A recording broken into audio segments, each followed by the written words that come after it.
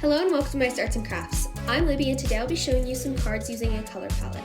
So here is an image of the cards that we will be making today. These all use one color palette and you can see how different they are.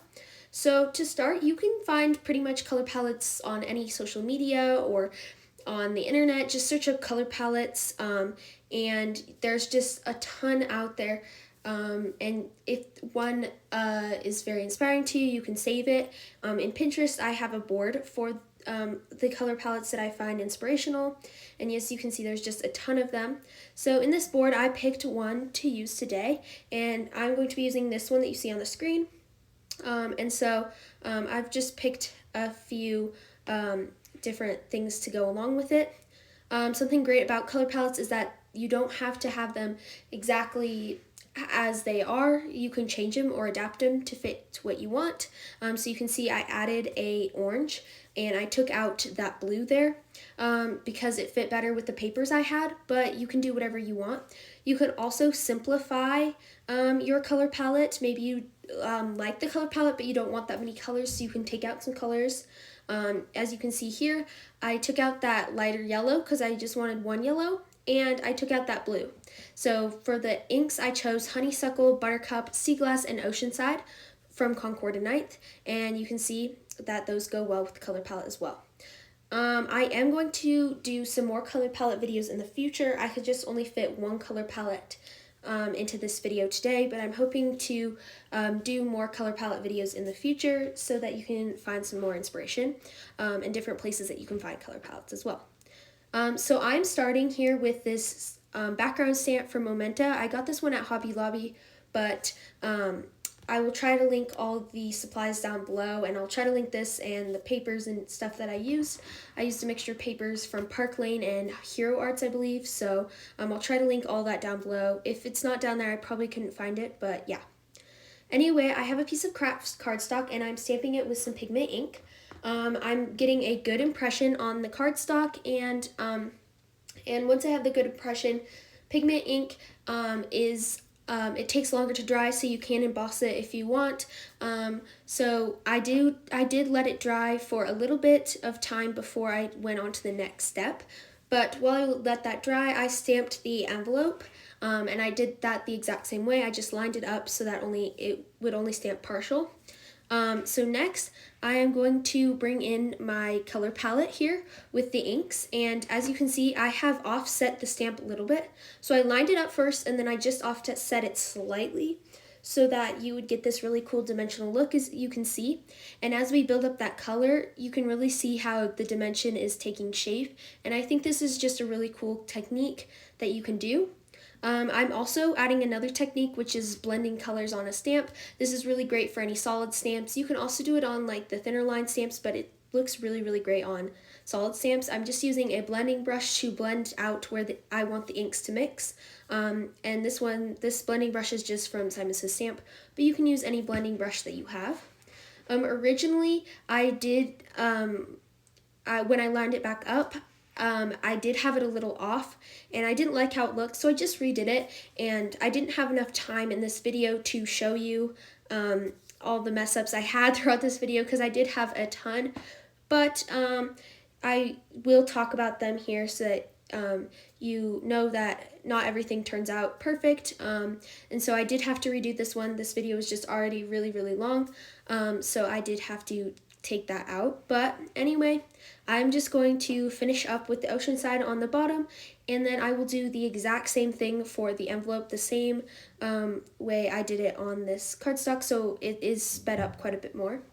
As you can see, I just brought that in and I lined it up the same way, just a little bit offset to give that cool dimensional look. And I think this color palette in particular looks really, really great on the craft cardstock along with this technique. I think it turned out really, really well. But you could try other colors of cardstock, and I think that would be really fun as well, to experiment with different kinds of different kinds of paper and like colors, and I think that would turn out really cool too. So I'm just finishing up with the Oceanside on the bottom, and then I will peel the mat back from the paper as to not warp it. I just cut this a Cricut mat up to create a sticky mat, but you could use your sticky mat as well. So next I have some sentiments from the Hero Arts My Monthly Hero Kit from April 2022. I don't know if they have this still around, but you can use other sentiments as well. I just cut the shadow of the sentiment out of vellum and then the word out of glitter cardstock. And then I just stamped the sentiment in some black ink. I tried the Oceanside ink, but it blended into the pattern too much, so I just stamped it with the black ink. Next, I am layering up some thin cardstock that I had just lying around. This is a really cheap and inexpensive way to get a lot of dimension on your cards, much cheaper than foam tape or anything else, and it's also just reusing those materials that you have around your house as well. So next you can see I'm using some white glitter cardstock that I used for the sentiment, and I'm just going to put that on the edges of my trimmed down panel, and that will just tie in the sentiment to the rest of the card. And then I'm just going to add the whole panel onto a white card base. This is A2 size, so 4 1/4 by 5 1/2. And then I will just add that sentiment onto the just above the stamp sentiment that we stamped earlier. And that will pretty much finish off the card. I think I do add a white heart embellishment just to step it up a little bit, add something different. So I think this is just a white clay heart. I'll try to link that down below as well. And then this is the finished card and envelope for you today. And then I will go on to our next one. I think what's great about color palettes is that you can do a lot of different things and get a lot of different looks. So yeah, I will show you a lot of different ideas today. So I'm going to start, and I am going to anti-static my cardstock so that the embossing powder doesn't stick where I don't want it to. This background stamp is from the April kit as well. I don't know if it's still around again, but I'll try to link it if it is. And then I just stamp that onto the cardstock there with some Versamark ink so that I can heat set it. Again, I will peel the mat from the paper so that the cardstock doesn't get all warped. You can see in the middle there I did not get a very good impression, but it is okay and it looks totally fine in the end.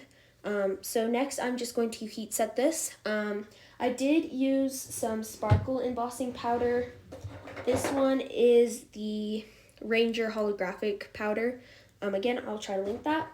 And then I also did a coordinating envelope for this one as well. I've been really into coordinating envelopes, and I think they just really step up a card. So I just stamped that with white pigment ink onto the envelope.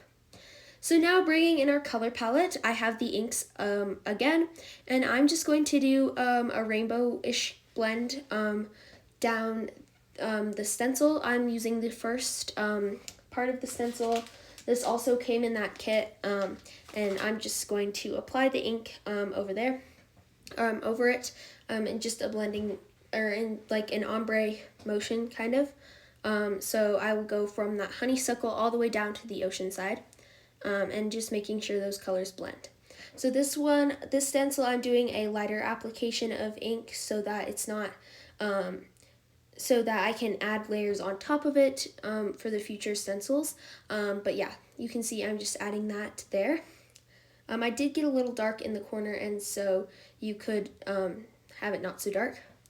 Next, I brought in the same colors, but I brought them in a little bit heavier for this layer of the stencils so that you could see it.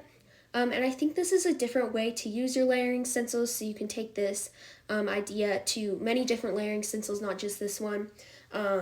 You could use it for geometric or whatever you have. And then this last stencil does the greenery, so I did this one very, very lightly, just a little bit of ink so that my flowers were the center of attention on this card. So I did those very, very light. And then I'll bring in all the colors in the same pattern. You typically use stencils like this and you do one color for all the florals or whatever, but I think this is a great way to get more from those stencils and more looks from those stencils, and so this is a great technique that you can use if you have layering stencils. So next I'm bringing in a sentiment from the Honeybee Inside Kindness, and I just chose one that I thought looked good with this panel and fit where I wanted the sentiment to be, so I chose the Life is Tough but So Are You one, and I just stamped that with some black ink. This one is from Simon Says Stamp. It's their Intense Black ink, and so yeah, I just stamped that there. And then again, I'm using the thin cardboard that I had around my house, and then I will add this to some yellow cardstock to go with my color palette and to just bring out those colors. I thought it didn't stand out enough on white cardstock, so I chose the yellow. And then I added a pink heart to this one, and that finishes off the card. So this is the final card for this one and the final envelope. And then we will move on to our last two cards, which these ones are very similar to each other. But yeah, so I'm using the cardstock for this one, and I have the Simon Says Stamp Balloon Trio dies, I think they are. I will check on that. I think that's what they are. I will link it down below. And so I'm just cutting them out of all of these different colors of cardstock. I cut one big, one medium, and then two small ones so that I could have a variety of balloons on my card. And then I'll just cut those out with all of the colors of cardstock.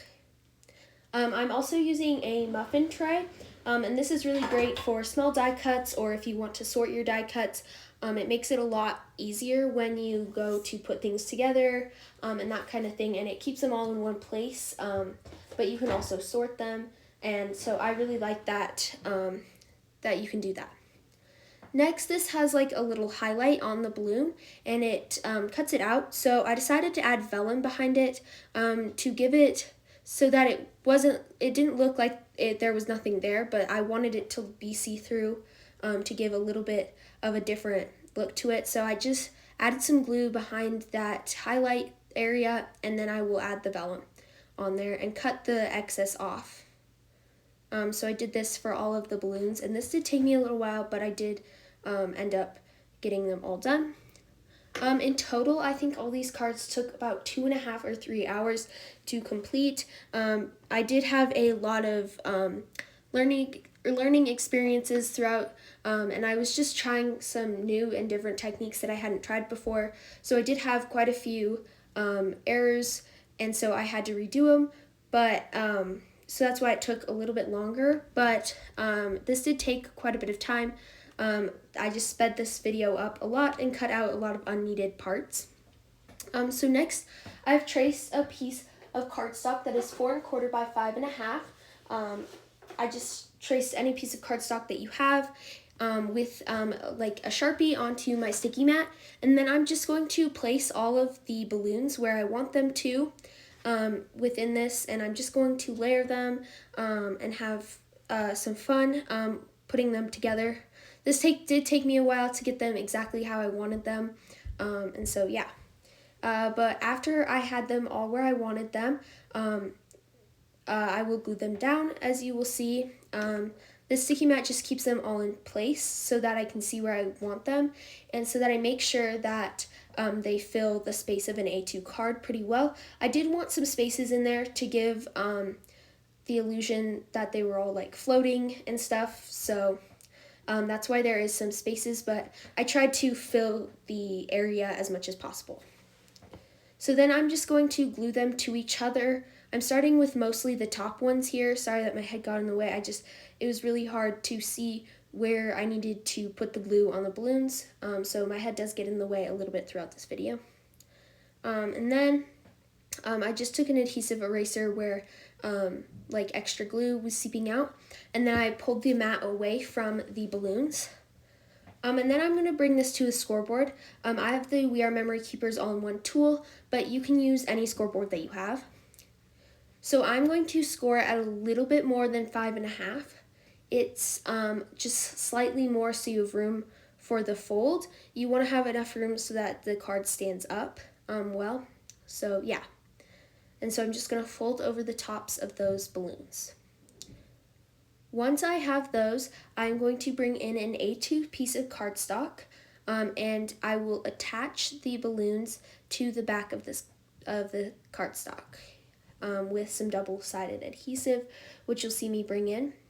So I'm just going to place it along the top there. I will remove the backer, and I will make sure that I have it centered, the front panel centered the way I want it, and then I will press the tops of the balloons into the adhesive. Next, since the back looks kind of messy, I will add an extra piece of cardstock onto the back of that. And then I also cut out extra balloons to add to the backs of each of them so that you didn't see the vellum and the messiness, or at least wasn't quite so bad. And I think this just helps to elevate the card. You definitely don't have to do this, but I think it helps. So then here you'll see me put another A2 panel onto the back of that. I just added this with liquid adhesive. And the first time I did this, it actually didn't work very well, and it kind of got really messy. So I had to redo it, which this is the redone version. Again, this video is already very long, so I had to cut out those parts so that you could see the correct version. And then you can see how this card stands up, and it creates the front of the cardstock, or the front of the card, and I think that turned out really, really well. Next, I'm going to do the envelope. So I have cut out those die cuts from just a scrap of white cardstock, and then I'm just going to ink blend through them, and I think this gives a really cool effect. Next, I'm going to stamp this Let's Celebrate stamp from the, it's a Simon Says Stamp set. It's the Simon Says Stamp Life is a Party set. There's some really great sentiments for birthdays in there. So I just heat embossed that on some vellum twice with some white embossing powder, and then I will add these to my cards, and I'm just going to add the glue where the embossing powder is so that you don't see it. And yeah, so on the first one I had messed it up, but I could still use the panel that I had created. I just cut it down, and I will just use it on a regular card, which you'll see me here. I will pop it up onto a card base, you'll see in a minute, and it looks totally fine, and it's another great way to use this technique, and you can totally do it that way as well. So I'll just add that Let's Celebrate sentiment there, and I decided this didn't need any embellishments, and because I didn't really know where to put them, so yeah. So this next one you see, I have popped it up on some foam tape, and I will add it there, and it looks totally cool, and is totally another way to get a different look from the same technique. And so yeah, I will just add the same sentiment onto this one on the card, and that will finish that card as well. So here I will show you the cards, and I think I'll show you how that one stands up. I was thinking about adding embellishments, but I decided not to. So then, yep, you can see how that one stands up, and here are the completed cards. I really love the dimension on this one, but I think the other one's also really cool with it being the front of the card. I did the same envelopes for both of these, as you can see, and that will complete all the cards for this color palette today. I hope I inspired you to use some color palettes that you have. And so here are all the cards up next to the color palette, and they're all using that same color palette, but they all look really, really different, which I think is really fun. And that's it. Thank you so much for watching. I hope you enjoyed, and come back next time for a new video. I'm hoping to post weekly again. The day will probably vary, but I'm hoping to get back into that. If you are interested in any of the supplies I used today, check the description box below. And for more inspiration, check out my Instagram and Pinterest accounts at My Star Arts and Crafts. Thank you so much again. Have a great day. I'll see you soon.